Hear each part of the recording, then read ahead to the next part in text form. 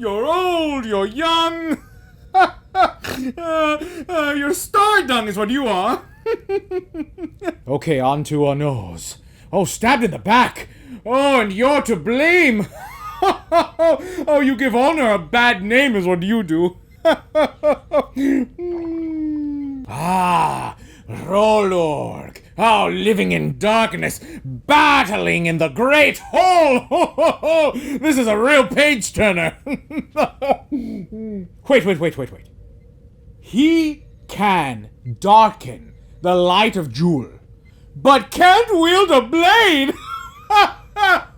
Oh, Rolorg, he can't even wield a blade.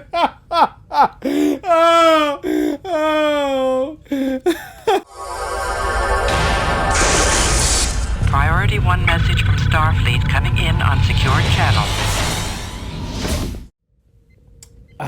Wonderful blood wine.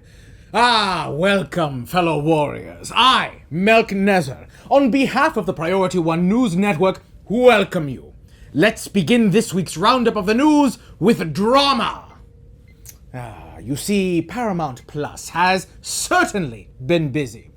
This week, the rebranded ViacomCBS premium streaming service has increased its parent company's stock price, offered a substantial discount to new customers, and made potential subscribers more comfortable than humans served raw gach.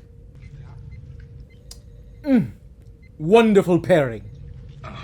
Still moving. Although I do my very best to be an optimist, let's get the bad news out of the way first. With a March 4th release and a huge ViacomCBS push during the CBS televised NFL Super Bowl, which is one of the biggest television events of the year, you'd think the cards would all come up Paramount Plus. But that initially didn't seem to be the case. Firstly, the current ViacomCBS premium streaming platform that carried the Super Bowl, CBS All Access, suffered issues. Despite live sports being a selling point of the product, CBS All Access subscribers that had been logged out of the service prior to the start of the big game had to trudge through technical difficulties before being able to view the battle, the competition. That's what I meant, the competition. Now, the technical hurdle was eventually remedied, but the glitch was noted both on social media, quite angrily I might add, and on several news outlets. Now, the next stumbling block came in the form of Star Trek fan backlash. Throughout the sporting event, which is one of the most viewed on Earth, ViacomCBS concluded their Paramount Plus ad campaign storyline. The characters, hosts, and anchors made it to the top of the Paramountain Summit to be met by Sir Patrick Stewart.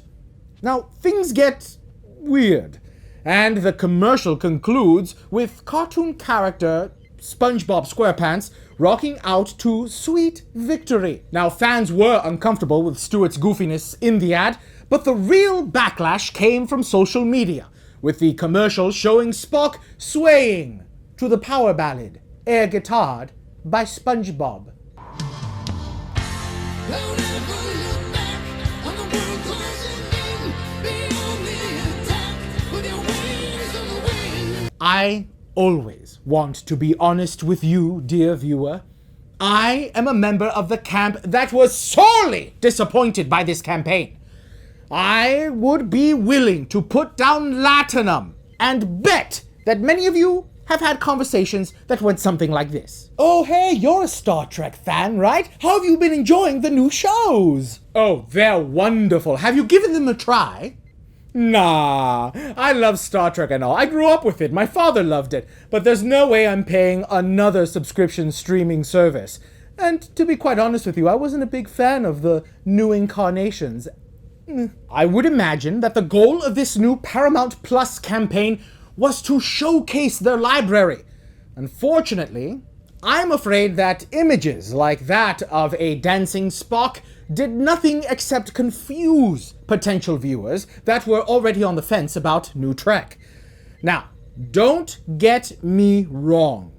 Some of the best moments of the franchise have happened when they take moments to break the fourth wall, or not take themselves too seriously. I think of Leonard Nimoy's appearance on The Carol Burnett Show, or, crossing streams here, even Adam Driver as Kylo Ren on an episode of Saturday Night Live. But this Klingon is not a fan of the marketing team responsible for this campaign, nor am I a fan of the underdeveloped platform with show-stopping technical issues that doesn't even offer new Trek in 4K. I mean, what is that? On to the good news. It turns out that not everyone hated the ad campaign. Many fans rallied behind swaying Spock, adding their own personal favorite tunes for grooving to the Vulcan dance routine. Check out @SpockVibes2 on Twitter for a sampling. Further, ViacomCBS announced the much-anticipated pricing, and nothing's changed. Staying in line with CBS All Access pricing, the monthly plan will cost you $5.99 with commercials, and $9.99 for the commercial-free offering. But to kick off its rebranding, you can save half off the yearly bundle.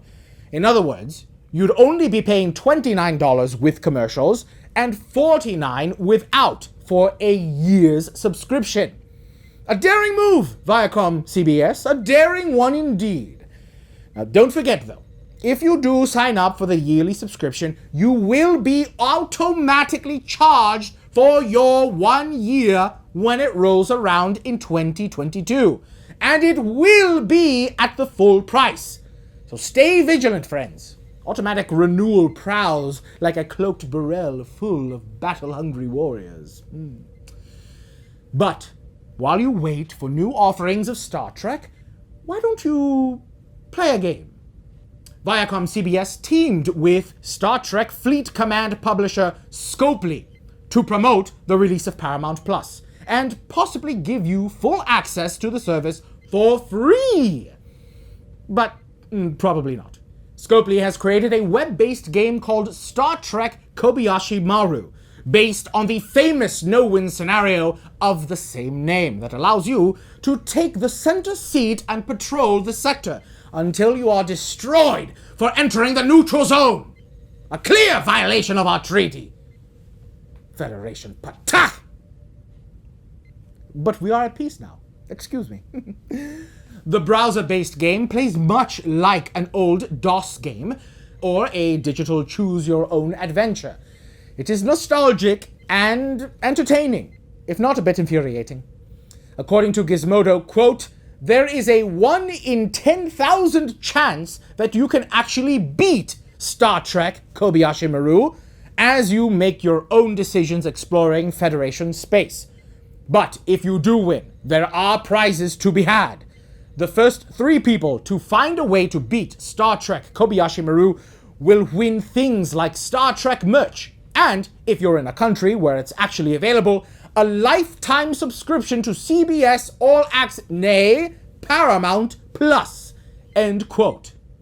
So arm yourselves, ready your crew, and prepare your garbage scow for battle against 3 mighty Klingon vessels.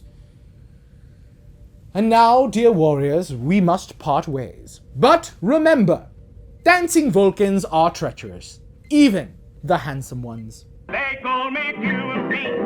I'm the king of the rumba beat. When I play the maracas, I go tick, ticky, boom, tick, ticky, boom. If you've enjoyed our time together, may I humbly request that you click the subscribe button below and be sure to comment on this video. And of course, don't forget to set those notifications on so that you don't miss future installments of these Captain's Vlogs. More importantly, if you like this series, be sure to let those honorless computer algorithms know by smashing the like button and commenting below. And of course, share this episode with your fellow warriors. And for a deeper dive with discussions and opinions about the latest headlines from the Star Trek multiverse, visit PriorityOnePodcast.com or search for us wherever you get your podcast. Until next week, warriors, Kapla! Priority 1 message from Starfleet coming in on secure